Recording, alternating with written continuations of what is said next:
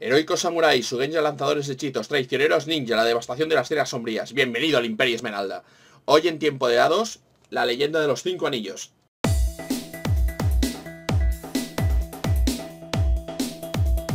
Hola y bienvenidos de nuevo a una nueva edición de Tiempo de Dados. En esta ocasión vamos a hablar de un juego que me lleváis pidiendo desde hace bastante tiempo, que se trata de Leyenda de los 5 anillos, el juego de rol del Imperio Esmeralda. Como Chroma ha hecho ya un vídeo de esto, ya prácticamente me ha empujado a que os hable de este juego. Porque he estado evitando hablar de este juego, principalmente porque no dispongo de las últimas versiones del juego de rol de la Leyenda de los 5 anillos. Así que lo que encontréis en el mercado, lo que encontréis en las tiendas, probablemente será bastante distinto de lo que voy a comentar ahora mismo. ¿De qué va la Leyenda de los 5 anillos? Es un juego de rol basado, a diferencia de otros juegos de rol, que normalmente suelen ser o conceptos originales o están basados en literatura, ya sea literatura escrita o literatura de cómic. Esto está basado en un juego de cartas coleccionables. Un juego de cartas coleccionables que editó Wizards of the Coast con la colaboración de AEG. Y AEG se dedicó a sacar el juego de rol basado en el juego de cartas. El juego de cartas coleccionables tiene un background que se trata de un trasfondo, que es el imperio de Rokugan, el Imperio Esmeralda, que como podéis ver, o sea, una especie de... Es una especie de continente, bueno, continente no, es una especie de trozo de continente, no llega a ser una isla como Japón, no es una isla como Japón, en el cual hay una serie de clanes que normalmente suelen guerrear entre ellos. Hay una especie de orden celestial, que a diferencia de otros, a diferencia de lo que sería el Japón feudal en sí, el orden celestial es realmente celestial, principalmente porque cada uno de los clanes puede remontarse a lo que sería un dios, o lo que sería un kami, que es el fundador del clan. Y el propio emperador tiene una línea de sangre, que es la de los Hantei, que es de lo que sería el dios más poderoso, el equivalente a Zeus de esta mitología. La mitología de este juego es bastante simple. Hay una diosa del sol, un dios de la luna. La diosa del sol tuvo hijos con el dios de la luna. El dios de la luna estaba bastante celoso de los hijos, o sea, no quería que ningún hijo le sobrepasara en poder, así que decidió comerse cada uno de los hijos a medida que los iba teniendo. La diosa del sol salvó a uno de ellos, que se llama Hantei, que creció, fue armado por su madre y derrotó al señor Luna, cortándole en canal y liberando a sus hermanos. Consiguió liberarlos a todos, excepto a Fulen, que fue el más influenciado por la sangre corrupta de su padre. Todos llegaron a la Tierra, excepto Fulen, que directamente se estrelló, y se estrelló en las tierras sombrías. Si podéis ver esta zona que está con forma de lágrima, tiene como una especie de demoniete, es donde aterrizó Fulen. Y viendo que se habían creado el mundo y los seres humanos, decidieron adoptar a cada uno a un grupo de humanos para irles enseñando lo que ellos sabían y, bueno, para dominarlos también. Proclamó a la gente como emperador y desde entonces existe el Imperio Esmeralda. Esto es más o menos lo que sería mitología básica. Hay gente que la discute. Incluso dentro del propio Imperio Esmeralda. Y además luego hay indicaciones de que hay cosas más antiguas y que realmente la versión rokuganesa de la historia no es del todo como la que se cuenta. Pero es lo que hay. Entonces, ¿qué tenemos en Leyenda de los 5 anillos? Tenemos un juego de rol que intenta ser bastante japonés. Lo que pasa es que como no es un Japón histórico, es a la vez más tragable, sobre todo para la gente que el tema del shogunato Tokugawa a lo mejor no le gusta tanto. Y la gente que simplemente lo único que quiere es un juego de rol en el cual puedan ser... Bueno, es una versión hollywoodiense de Japón medieval.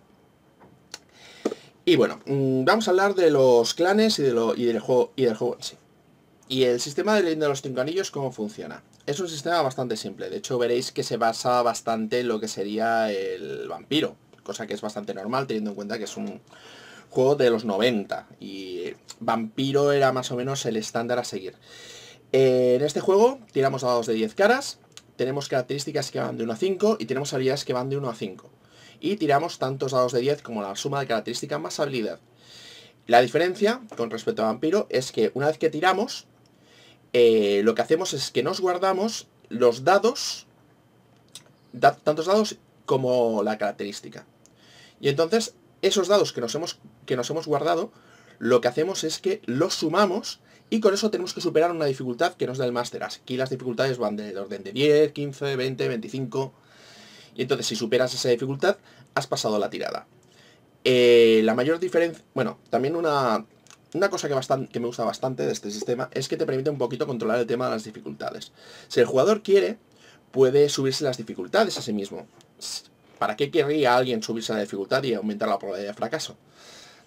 Sería para conseguir un mayor éxito. En caso de que quieras, por ejemplo, estás utilizando Kenjutsu, que es la habilidad de manejar espadas, contra un enemigo, a lo mejor no te interesa hacer el daño mínimo que haría la espada, sino que quieres hacerle, provocarle, por ejemplo, más daño. Entonces, lo que haría sería que te aumentarías la dificultad en 1 o 2 grados. Los grados normalmente te aumentan la dificultad en 5.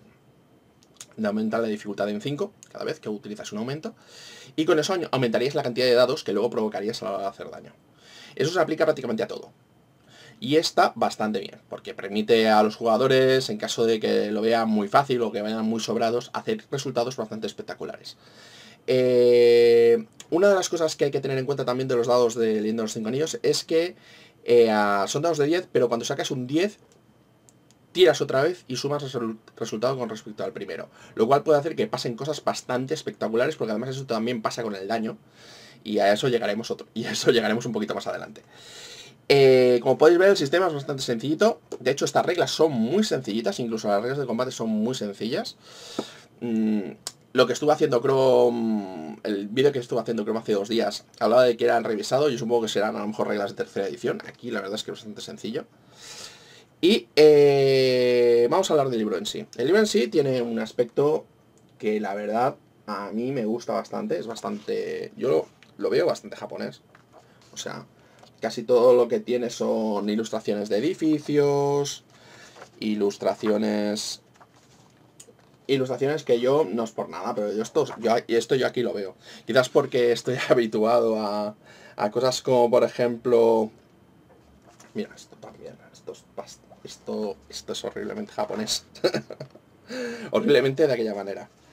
Aquí explicándote la mitología, lo que sería la religión, incluso las ilustraciones de principios de capítulo están bastante bien. Lo que es a nivel de ilustraciones, a mí me gusta bastante, salvo cuando llegamos a la parte que empieza a referenciarse al juego de cartas, que entonces empiezan a coger ilustraciones de las cartas y ya te rompen un poquito. Que supongo que es en parte lo que le debió pasar después. Pero las ilustraciones de la primera edición, que están hechas ex profeso directamente para el juego de rol, la verdad es que están muy bien. Bueno, además hace un esfuerzo, además bastante ilustrativo, o sea, bastante sencillito. Quizás para la gente que son más o menos historiadores o fans de Japón, les dará la impresión de que es muy para niños pequeños, todo aquello muy, muy digerido y tal, de lo que es el Japón feudal, pero yo creo que para un Japón feudal para iniciados está bastante bien. Y bueno, vale que es completamente real, es cierto, es completamente real, porque eso es un rollo, rollo la Tierra Media de Japón, porque tiene su propio Sauron, que es Fulen, tiene las Tierras Sombrías, que serían la equivalente a Mordor, y todo lo demás. Pero este libro esconde conceptos que la verdad para el tipo de partidas que se hacían en los 90 estaban muy bien. La acción del personaje, por ejemplo, lo que tenemos es que va por asignación de puntos. Podemos escoger solamente 2 clases. O sea, este juego sí tiene clases de personaje. Solamente tenemos 2 clases. Bushi, que sería el equivalente a un samurái guerrero, y Sugenja, que sería una especie de mago, una especie de mago / sacerdote de los elementos. Eso no es para nada realista, eso es cierto, pero es una diferenciación lo suficientemente básica como para que se pueda empezar a jugar rápidamente. Luego hay otra cosa que también lo diferencia mucho con respecto a juegos de nueva jornada. Bueno, juegos de nueva jornada no, porque el Fate últimamente lo utiliza bastante. Que es que tienes una especie de preludio que bueno, no es un preludio realmente, sino que son una serie de preguntas y respuestas que te ayudan a definir el personaje. Esto hace que, combinado con el sistema de juego tan mortal que tenga, hace que a veces tardes más en hacerte la ficha que jugarla. Pero la verdad es que está muy bien porque te haces personajes más o menos únicos. No te dan ninguna ventaja mecánica realmente hacerte el historial, pero es lo típico que se llamaba antiguamente rolear, simplemente por el placer de rolear y tener un personaje. No porque tuvieras ninguna ventaja mecánica. Y bueno, Leyenda de los Cinco Anillos, además, tiene un sistema que, como habéis podido comprobar, es como el de vampiro, pero con salvidades, porque también tiene rangos como si esto fuera hombre lobo.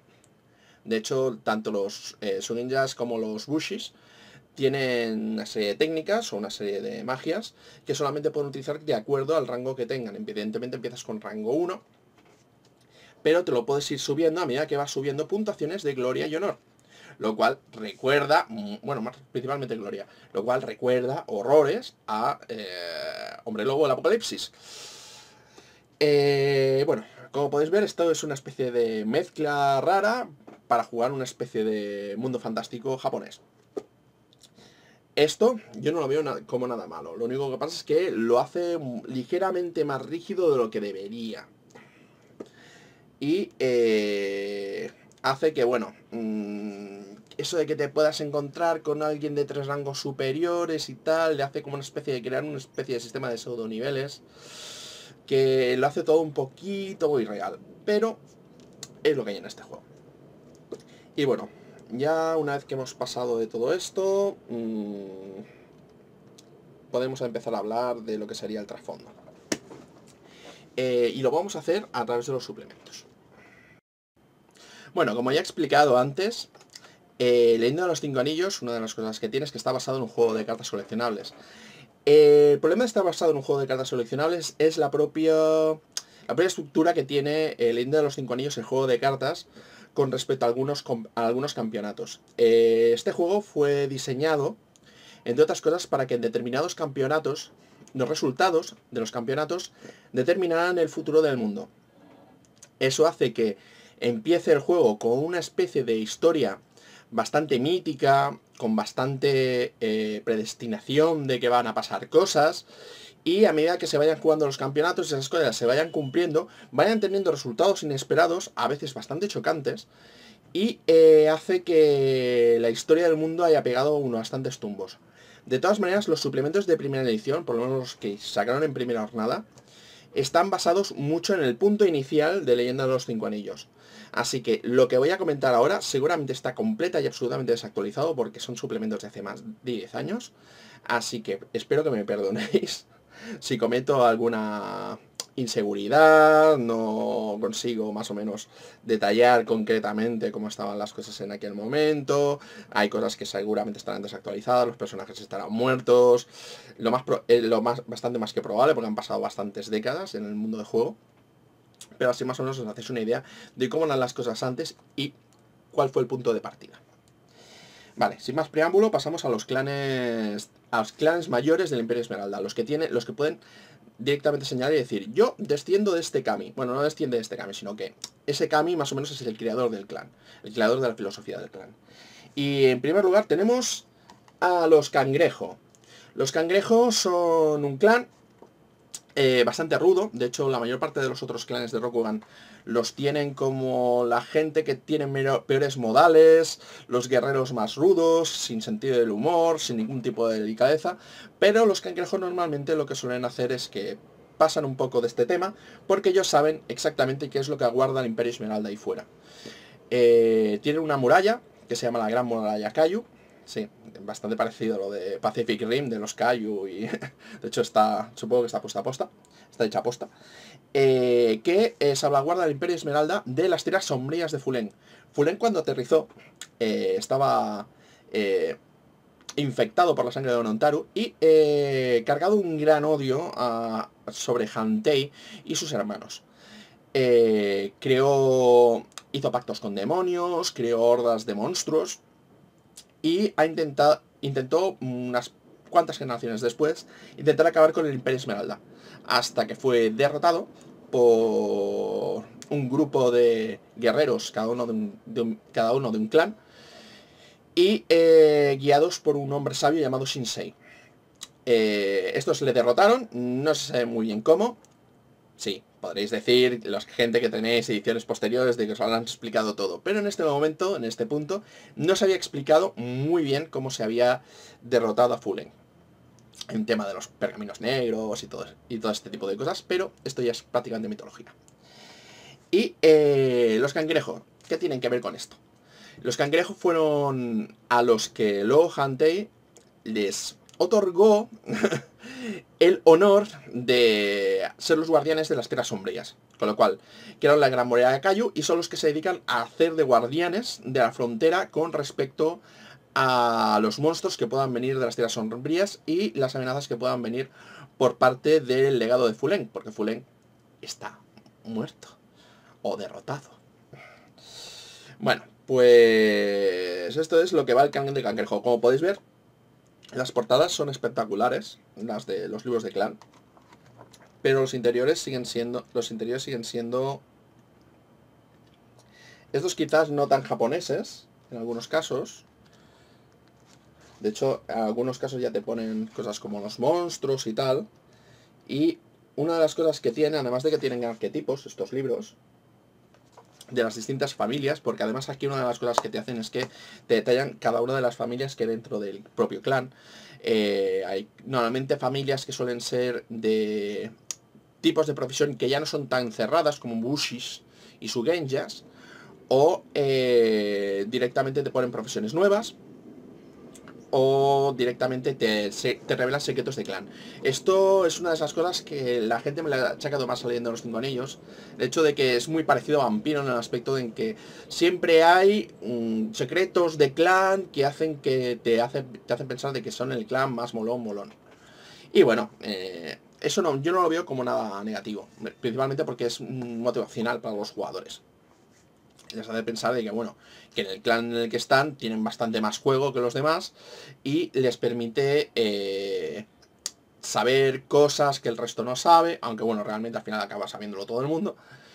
Y bueno, principalmente lo que es un libro para jugadores, aunque como herramienta para el máster es fabulosa. Otra cosa es, entre las herramientas para el máster, es el tema de los personajes. El Leyenda de los Cinco Anillos, una de las cosas que tenía era que tenía cartas con personajes. Aquí te hacen el tema de ponerte las estadísticas de juego de cada uno de los personajes y la historia personal. Esto hace que el ambiente sea bastante cerrado, pero a la vez hace que sea bastante detallado, lo cual, dentro de lo que cabe, no está nada mal. Esto por un lado, hablamos de la senda del cangrejo. Los cangrejos, la habilidad que tenían en este juego era que tenían la habilidad de que eran los mejores llevando armaduras pesadas. Normalmente la gente en Rogue One no suele llevar armaduras pesadas porque les impiden el movimiento. A los cangrejos no. Además de cada uno de los clanes tiene sus propias técnicas, incluso las familias tienen sus propias técnicas, sus técnicas de combate y tal. Esto evidentemente es cerradito porque normalmente no se suelen mezclar, pero añade bastante sabor a lo que es el juego. Tenemos también la senda del dragón. La senda del dragón es evidentemente el clan del dragón.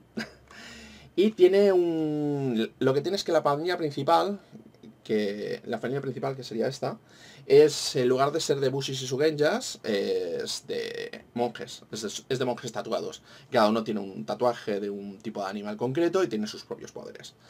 Los dragones normalmente suelen ser el clan más místico, normalmente suelen ser los más retraídos, quizás son los menos abundantes, o sea, me refiero a los que tienen menos población, pero son los que están más dedicados a cosas como los misterios y tal. Tienen bastantes secretos y es que dudo de decir los secretos de clan a pesar de que ya han pasado tantos años, porque el secreto del clan del dragón la verdad es que está bastante bien. Pero bueno, son los que suelen hablar de una manera más misteriosa, son los que suelen ser más contemplativos. Están bastante bien. Tenemos la senda del escorpión. Los escorpión son un clan bastante polémico, sobre todo para la gente que juega Leyenda de los Cinco Anillos, principalmente porque es el clan que se quiere llevar todo el mundo el que quiere llevar todo el mundo, porque dicen, es el clan de los secretos, tiene que tener más secretos que nadie. Y sí, es cierto, tienen secretos. Quizás no son, pero no son tan espectaculares como los secretos que tienen otras personas. Pero está bastante bien. Es el clan, normalmente suelen ir, es el clan de los secretos, principalmente por metodología. Es casi como si fuera una fama que se intentan merecer. Lleva normalmente máscaras para evitar que se sepan sus identidades, aunque hay que decir de que la máscara no es algo... A ver, a pesar de que sea tradicional, no significa que siempre que te vayas a encontrar con alguien sin máscara vaya a no ser un escorpión. Y hay que decir de que si existieran los ninjas en Rokugan, que no existen, seguramente tendrían algo que ver con el clan escorpión. No voy a decir mucho más del clan escorpión, principalmente porque son lo que son. Son el clan de que todo el mundo piensa que son unos traicioneros, aunque hay gente que podrían pensar que son el clan de la gente, digamos que más legal. Porque son los que se preocupan de las amenazas exteriores al imperio. Bueno, tenemos aquí el clan del Fénix. El clan del Fénix es el clan es el clan místico, pero en lugar de ser tan místico como el dragón, que simplemente se dedican a los secretos del alma y tal, estos son el clan más mágico. Tiene una escuela, son los que tienen los Ugenyas más brutos, realmente, y son los que tienen los maestros elementales. También evidentemente tienen un secreto de clan que tampoco voy a comentar aquí, pero la verdad es que no está mal, nada mal. Sobre todo para la gente que quiera llevar algo parecido a un mago. Aquí tenemos dos clanes que van prácticamente de la manita. Los Grulla y los León. Los Grulla y los León son dos clanes que tienen bastante relación con el emperador Hantei, principalmente porque el León es el brazo armado de Hantei, o sea, cada vez que Hantei quiere programar un edicto y quiere reforzarlo, acude al clan del León, lo cual significa que el clan del León tiene bastante favor del emperador. Y el clan de la Grulla lo que tiene es que son algo así como el clan de la gente con más estilo, más bella, más de, como dijéramos, los mejores cortesanos. Y lo que suelen ser las mujeres de los emperadores Hantei, donde suelen ser del clan de la Grulla. Lo cual hace que tengan una proximidad bastante cercana al emperador, ya directamente por líneas de sangre. Particularidades. Los León normalmente suelen tener una cosa llamada... Bueno, realmente están en todos los clanes. Aparte, en todos los clanes te los meten, pero meten también ventajas y desventajas, que es una cosa que tiene Leyenda de los 5 Anillos. Y el León tiene especiales ventajas y desventajas con respecto a los ancestros. El resto de los libros también lo tienen, pero los León especialmente. Y en la senda de la Grulla es donde tenemos clases. De hecho, tenemos una clase nueva que es el artesano, que parece absolutamente nada de combate, pero utilizan el arte para crear efectos bastante mágicos. De hecho, la magia en Rokugan es bastante... Hay gente que diría que es bastante D&D, pero yo diría que no tanto, principalmente porque a pesar de que los Ugen ya tienen una magia muy elemental, lo que son los objetos mágicos están muy restringidos. De hecho, prácticamente no hay. Prácticamente no hay. Y los que hay normalmente suelen ser cosas que tengan que ver con la historia. O sea, no vale aquello de sacar una katana +1 ni una katana +2. Estos dos libros la verdad es que están muy bien. Además, cada uno de los libros evidentemente te abunda dentro de lo que sería la historia del Imperio Rokuganés, con lo cual a medida que te vas leyendo cada uno de los libros, vas teniendo cada vez más y más y más trasfondo, lo cual está muy muy bien. Luego por último tenemos el clan del unicornio, que es... Hay gente que dice que no tiene ningún sentido, hay gente que dice que es el mejor clan de todos. La senda del unicornio, este es un clan que cuando se fundó el imperio, la dama Soji, que sería el kami de, de este clan, decidió salir fuera del imperio de Rokugan para saber cómo era el resto del mundo. Se suponía que habían desaparecido, se tenían unos cuantos siglos que nadie sabía nada de ellos, hasta que a cabo de unos siglos, la muralla Kaiju, los cangrejos miraron hacia el horizonte y dijeron, ¿qué es eso que está viniendo para acá? Viene una horda. Después de unas cuantas hostias en la muralla Kaiju, se dieron cuenta de que no eran Oni, sino que eran el clan del unicornio que había vuelto. El clan del unicornio son los que tienen más influencias Gaijin, o sea, más influencias de fuera de Rokugan. Tienen caballos de guerra, tienen técnicas y tienen tecnologías de las cuales no dispone el resto del imperio de Rokugan. Eso también hace que el hecho de que sean medio Gaijin... A ver, Gaijins, pero no en el aspecto europeo, sino en el aspecto más bien mongol. El hecho de que sean medio Gaijins les hace que sean casi los patitos feos de cualquier fiesta, siempre que no haya un cangrejo. Y la verdad es que como clan está muy bien. Y bueno, por ahora hemos cubierto ya todo lo que serían los clanes principales del Imperio Esmeralda, pero todavía hay más. Bueno, y continuamos con el resto de clanes. Sí, he dicho el resto de clanes. A pesar de que he explicado los 7 principales, hay más clanes menores, de gente que fueron capaces de crear su propio clan, independizarse, o directamente son clanes más o menos extinguidos, rivales, ese tipo de cosas. Tenemos por aquí la senda de los clanes menores, que evidentemente contiene el clan de la Mantis, que la gente que tengáis de Leyenda de los 5 Anillos segunda edición para más adelante, diréis, coño, pero si son un clan mayor. Sí, pero en esta edición no lo son. Y bueno, esto contiene prácticamente todos los clanes menores, incluyendo Libélula, Zorro, Mantis, Avispa y todos los demás. Sobre todo para la gente que quiera tener una campaña un poquito más diversa, principalmente porque los clanes mayores son como muy cerrados en sí mismos y los clanes menores lo son un poquito menos. Quizás lo que sería una partida de clanes menores estaría bastante mejor. Luego tenemos un libro indispensable, sobre todo porque es el que da más libertad para tanto los grupos de juego como para el máster, que sería La Senda del Lobo, que es el libro de los Ronins. Que, bueno, te explica un poquito como va el tema de ser un samurái sin amo, lo cual te da bastante libertad para ir trabajando para el tal o cual señor feudal. Y te permite ver mundo y no ser tan cerrado con respecto a la gente que conoces. La verdad es que está bastante bien y yo lo consideraría prácticamente un básico. Y aquí tenemos cositas... Bueno, voy a ahorrar el que viene ahora, lo voy a explicar un poco después. Tenemos la senda de Shinsei, que sería la senda del monje. La senda del monje. Los monjes directamente, como no tienen clan, van perfectos para prácticamente cualquier partida. O sea, yo la verdad es que es un libro que recomiendo.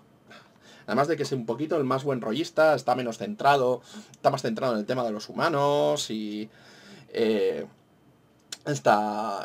Bueno, siempre lo estoy diciendo, siempre lo digo, está bien. Cuando vea algo que esté mal, yo os lo comentaré. Y ahora tenemos uno que es un poquito polémico, principalmente porque no... Bueno, cuando digo polémico digo que es porque es bastante limitado, o sea, principalmente casi solo te sirve para primera edición y quizás parte de segundas, que es la senda de la Naga. Aquí empezamos con los spoilers. A porrillo. Los Nagas son una raza prehumana. Una raza prehumana que tiene unas ciudades que están repartidas por todo el imperio de Rokugan y que, como ven que la amenaza de Fuleng se está despertando, están empezando a levantarse de su letargo. Y por ahora hay poquitos, pero luego a medida que va avanzando el setting van habiendo muchos más a medida que se van despertando ciertas otras cosas. Y bueno, los suplementos. A ver, además de los de clan y cosas centradas en jugadores, evidentemente Leyenda de los 5 Anillos también tiene cosas centradas más para directamente el máster. Tenemos cosas como por ejemplo el libro de las tierras sombrías, que es uno de los que más llaman a los jugadores, a los másters de Leyenda de los 5 Anillos. Está detallado como si fuera una especie de diario. Un diario con sus ilustraciones y sus cositas. Y la verdad es que como diseño está bastante bien. Lo único que pasa es que hay cosas de las tierras sombrías que son directamente destrozantes. Y si no quieres centrarlo en las tierras sombrías es bastante inútil. Así que esto solamente sería adecuado para gente centradas en el clan del cangrejo o gente que directamente quiera jugar el resurgimiento de Fuleng.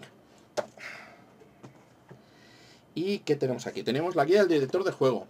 Que bueno, a ver, realmente no es indispensable, porque realmente lo que te hace es dar consejos, pero está muy bien, principalmente porque principalmente condensa tablas de cosas que aparecen en otros libros, lo cual hace que la labor de manejarse tantos y tantos libros sea bastante más sencillita. Y los consejos que tienen no están nada mal, la verdad. Luego tenemos aquí... esto. Tenemos aquí la guía del mercado de Rokugan, un suplemento absolutamente inútil, que va de hacerse rico. Cuanto menos hablemos de esto, mejor. Luego tenemos la senda de la sombra, que a pesar del nombre que tenga, que vosotros diréis, es la senda del ninja. Sí y no. Sí y no. O sea, habla de los ninjas un poco, pero es más un módulo barra narración que otra cosa. No voy a comentar mucho más, a no ser que lo vayáis a jugar o lo vayáis a masterear. Y aquí tenemos dos suplementos que están bien, que son los dos suplementos de la corte de invierno. Kyuden Sepor y Kyuden Kakita. Lo que son las cortes de invierno son libros anuales. De hecho me parece que uno va en el... Sí, uno va 1 o 2 años por encima del otro. Que te hablan acerca de la corte del emperador y las intrigas que hay ese año. Lo cual hace que sean suplementos que, sobre todo si vas a jugar la línea clásica, intentando más o menos jugar con el tema de la política, son casi indispensables.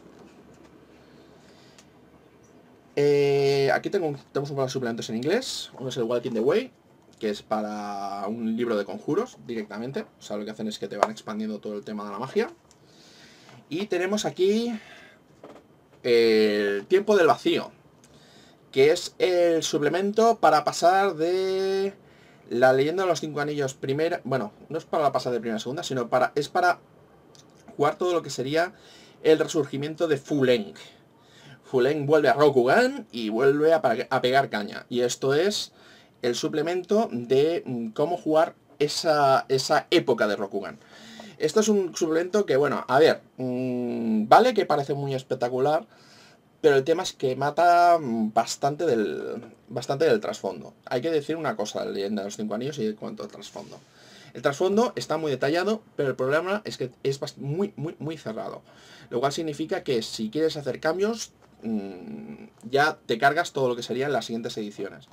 O sea, puedes intentar jugar al Tiempo del Vacío haciendo que tus personajes sean los protagonistas, pero eso significa que vas a cambiar la historia. Mucho. De hecho, esto sería un ejemplo de un juego que tiene una metatrama muy cerrada. De hecho, tiene una metatrama que es muy buena, pero es muy cerrada. Porque intenta basarse en todos los cambios que han estado haciendo en el juego de cartas.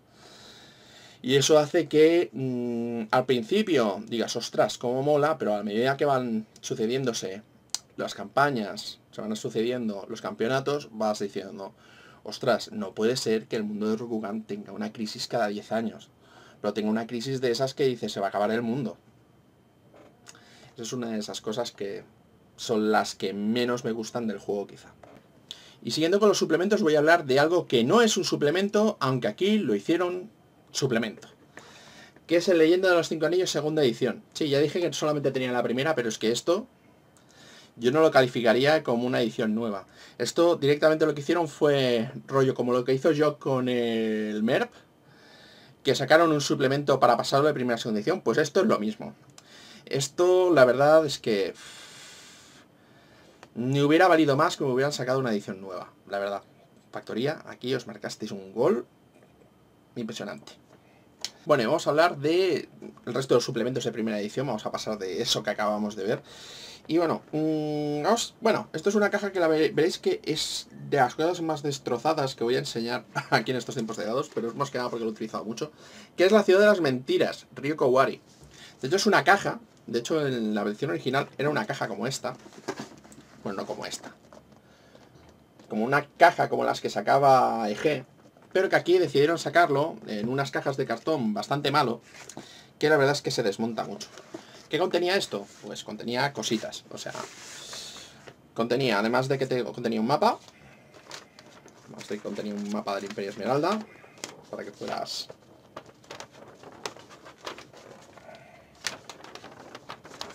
para que más o menos pudieras utilizarlo. Tenía un par de libros, incluyendo estadísticas de personajes, PNJ, secretos, ese tipo de cosas. Historias, una introducción rápida para que la gente se pudiera meter en vereda. Tenía incluso una pequeña novelita. Y hay que decir de que es quizás uno de los suplementos de ciudad que he tenido, uno de los mejores suplementos de ciudad que he tenido, la verdad. Aunque os guste o no os guste Rokugan, yo diría que esta caja es un cuasi indispensable. O sea, está muy bien hecha para ser un suplemento de ciudad. De hecho, está tan bien hecha que la siguiente se queda un poco a medio camino. O sea, a mí no me gusta tanto. Más que nada porque te crea tantas expectativas con respecto a lo que esperas de un suplemento de ciudad. Pues esto lo puedo introducir bien. Que es Oto Sanuchi. Oto Sanuchi es la capital imperial. La capital imperial y que bueno, tiene también su contenido. Aquí podéis ver más o menos. Además de que tiene su mapa. Un mapa que ya no está a dos caras. Aunque la verdad es que es bastante grande. Tiene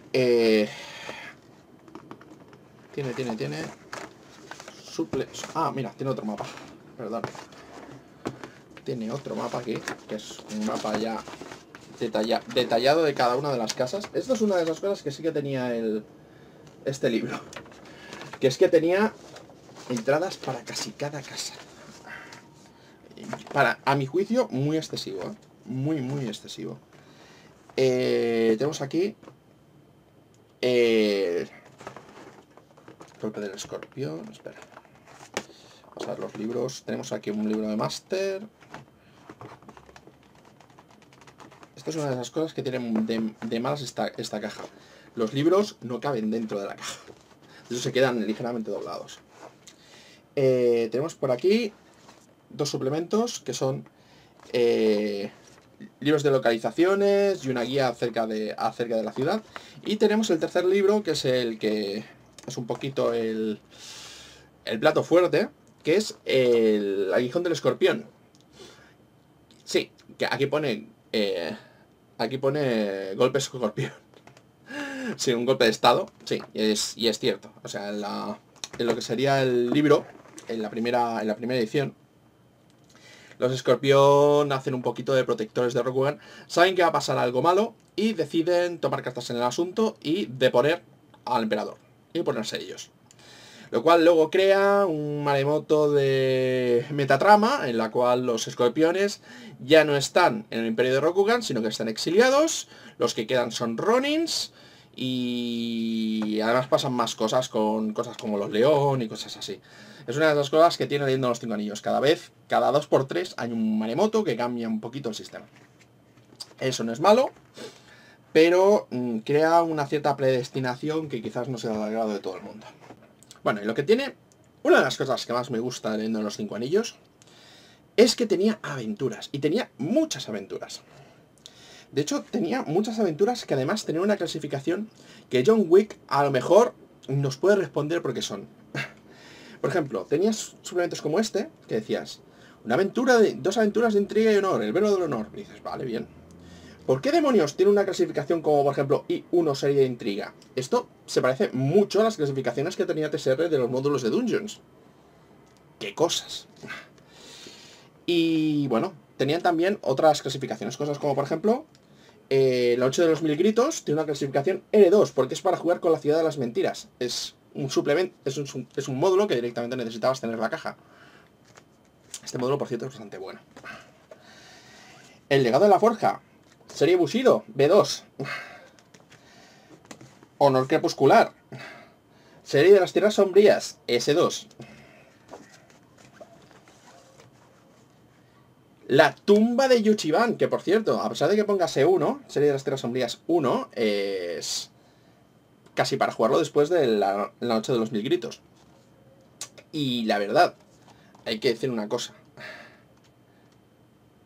Esto de tener fotos, o sea, eso de tener referencias visuales para los jugadores, esto se parece mucho a jugar un dungeon. ¡Qué cosas! El leyenda de los 5 anillos, que es de un juego de John Wick. ¡Qué cosas! Sangre de medianoche, serie de alta magia, M1. El menor de los dos males, serie de las tierras sombrías, S3. El código del Bushido, series Bushido 1. Y bueno, aquí tenéis más o menos casi todos los módulos que tengo. Evidentemente me faltan algunas cosas. Me falta, por ejemplo, el libro de las Tierras Sombrías 2. Y por cierto, nos he enseñado cómo es una ficha de la Leyenda de los 5 Anillos. La verdad es que los módulos del código del Bushido, por ejemplo, el código del Bushido, la verdad es que está bastante bien detallado. Todo lo que sería los interiores, mapas. Como podéis ver, mi referencia que son pseudo TSR, o sea, que son módulos como pseudo TSR, no es barata, principalmente porque no solamente son pseudo TSR, sino que además el tema de las cajas me recuerda mucho a los juegos de TSR. Mira por aquí, Dramatis Personae, está bastante bien. Y la verdad es que los módulos de Leyenda de los 5 Anillos, por lo menos los primeros, son bastante potentes. O sea, a mí no me parecen módulos malos, pero para nada. Y bueno, aquí podéis más o menos una hoja de personaje, más o menos como era. Con sus características, sus habilidades. Podréis ver que, por cierto, que tenían los anillos. De hecho, en Leyenda de los 5 Anillos lo que hicieron fue que unificaron algunas características con respecto a ciertos anillos de aire, de fuego, de tierra, de agua. Eso principalmente servía para cosas como la magia. El valor del anillo normalmente era el valor de la característica menor. También había unos puntos de vacío que te servían para gastarlos y así ir subiendo lo que sería el... si los gastabas, añadías un dado que podías guardar. Y bueno, el sistema de gloria, honor y tal, la verdad es que es bastante sencillito. El sistema de heridas también. Cada tantas heridas ya vas bajando el nivel de salud. Y lo que tenía era que podía ser que debido a un crítico, debido a que se lanzara una tirada abierta en una tirada de daño, te fueras a la calle directamente. Yo he tenido casos de gente que se ha tirado a lo mejor una hora haciéndose un personaje y luego acabar muerto a los 20 minutos. O sea, y 20 minutos a lo mejor estoy exagerando, creo que a lo mejor fueron 2. Por caer directamente en el primer combate, en la primera hostia del primer combate. Pero bueno, es un sistema de daño que además se vanaglorian de que es lo que estaban buscando, de que estuvieron consultando con expertos de artes marciales y les preguntaron, a ver, ¿cuántos golpes necesitarías para matar a una persona? Y el experto de artes marciales dijo, solamente 1. Y intentaron expresarlo con esa crudeza en el Imperio de Rokugan. Es quizás una de esas cosas que más se le pueden achacar. Y bueno, ya habéis visto un poquito lo que es la historia del Imperio de Rokugan. Espero no haber sido demasiado enrevesado. Y he de decir de que esta edición me gusta bastante. Me gusta mucho como un punto de inicio. Como un punto de inicio me gusta bastante cómo está detallada. Me gusta bastante un poquito los entornos que te describe. El problema está en que luego las siguientes ediciones mutaron el trasfondo mucho, ya prácticamente no te servía nada lo que tenías, lo cual para mí, como podéis comprobar, es un problema porque tengo mucho material. Y una de las cosas que menos me gustaban es que iban añadiendo amenazas constantes, pero amenazas constantes que ya pasan del punto de, oh, Dios mío, qué cosa más chula, a, oh, Dios mío, ¿qué me estás contando? El trasfondo del Imperio Rokugan ya no se parece prácticamente nada, ni siquiera a los dioses se parecen ahora mismo. Y han pasado muchas cosas, desde la caída de Hantei, pasando por ataques de espíritus, el advenimiento de algo llamado la nada, o el vacío, no me acuerdo cómo se llamaba. Pero bueno, hay un poquito de todo. Para las siguientes ediciones casi que me reservaré para otro vídeo porque este vídeo me ha salido bastante largo. Espero que hayáis disfrutado de esta visión a lo que sería la historia de Rokugan de hace 15 años. Y muchas gracias por seguirme y hasta la próxima.